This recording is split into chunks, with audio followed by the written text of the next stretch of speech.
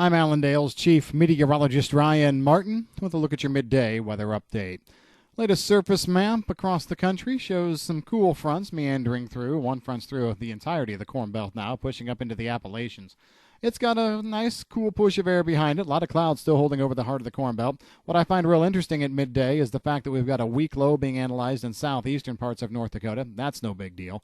But somebody's tried really hard to analyze a cold front coming out of that low, snaking back through Wyoming and into Montana. I'll be honest with you, there might be a slight wind shift there, but it's nothing worthy of having a cold front analyzed. I'll bet you that goes away. That's neither here nor there, except for the fact that I'll put this out. High pressure is what's dominating over the middle of the country. Cool Canadian high pressure, and it will continue to dominate here as we go forward.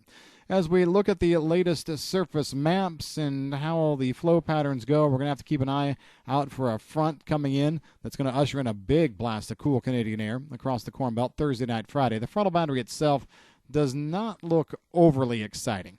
Might be able to trigger some scattered light rain showers from northern Ohio back down through Indiana into Illinois. But when I say light showers, we're talking a few hundredths of an inch to a tenth or two, and even that only has a coverage of about 40%. You go farther west to Illinois, Iowa, Minnesota, Wisconsin, I don't see anything there.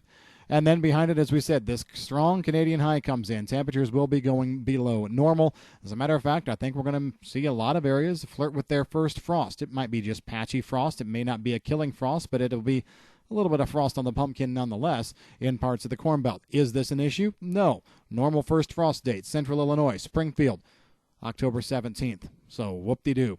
Anyway, we've got this cool air coming in that'll make it feel much more like fall through the weekend as the high parks right over Indiana as we go into Sunday. And then up the backside, some very strong southwesterly winds. I think this is going to set us up for a big up and down with temperatures next week. Monday, Tuesday, winds howl across the Corn Belt, bumping temperatures up, and then this makes way for another strong system to come in around Tuesday, Wednesday, the 20th into the 21st. I think we're going to be seeing scattered rain showers.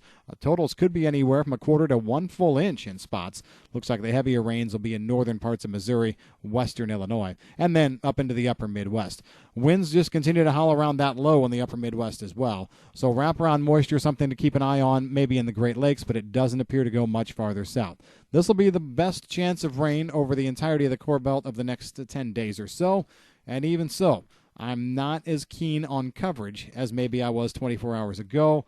I'm going to put us probably back around 50-60% out of this system. Coverage looks great in the upper Midwest, Minnesota, Wisconsin, even across the Great Lakes into Michigan. Coverage not as good in places like Illinois, Iowa, Missouri, and then you've got a 50-50 batting average in places like Indiana and Ohio.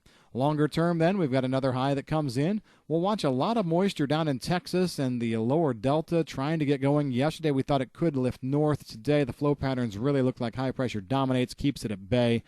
Looking at another major system coming into the British Columbia coast around the 24th. Look for that to try and meander through the mountains and maybe to make a beeline toward key crop areas of the U.S. as we get closer to the 27th, 28th, 29th. International weather showing no major changes at this point. We continue to see dry weather shaping up in key soybean areas of Brazil right now, Mato Grosso, Goiás, Minas Gerais. Heavier rains farther to the south. That's a story that's been the same for about 2.5 weeks now. Also, similar story in Australia.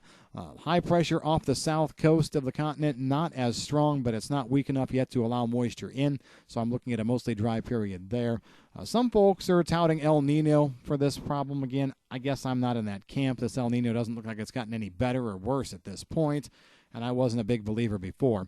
Slightly better rain chances coming into former Soviet Union areas. Not so much this week or weekend, but still looking at next week as being a key to watch. That's the way things are stacking up. If you've got any questions on the weather, give us a call at Allendale. I'm Chief Meteorologist Ryan Martin.